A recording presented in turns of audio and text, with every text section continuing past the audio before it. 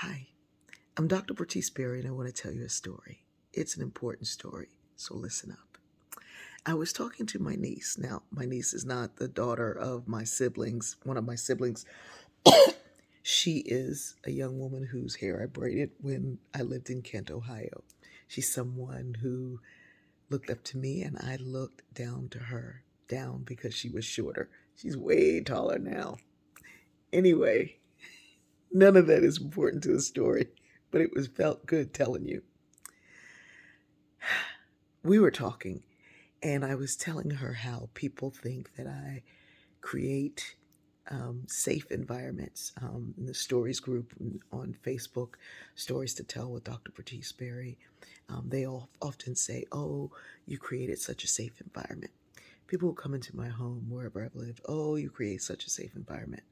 I'm like, I don't create safe environments. No, I don't. I create loving environments. And because love is the strongest force there is safe.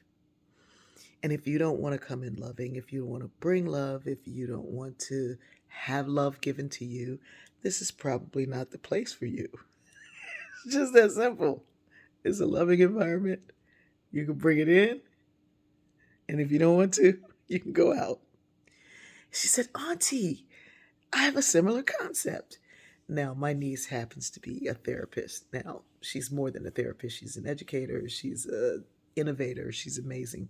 But a lot of these young women whose hair I braided are amazing. And I wonder if I'm amazing because I was braiding their hair. Probably. Loving environment. Anyway, she said, with my clients, I have this thing I call the bubble. And you can bring anything into the bubble and you can leave anything out. If something causes you anxiety, leave it outside the bubble. Don't bring it in the bubble. And the more I thought about her bubble, I was like, girl, you better write that up. You better put that in an article. You better put that somewhere. And she said, yes, Auntie, I will. And I love that I get to be auntie to these amazing, brilliant people. And in lots of cultures throughout the world, in some Asian cultures and some Asian countries and some African countries, um, an elder who is close to the family, who people look up to, is called an auntie or an uncle. And I think that that's a way of creating these loving environments so that your children have so many people who love them that they cannot fail. So it is never too late to create a loving environment. People who look for safety are afraid.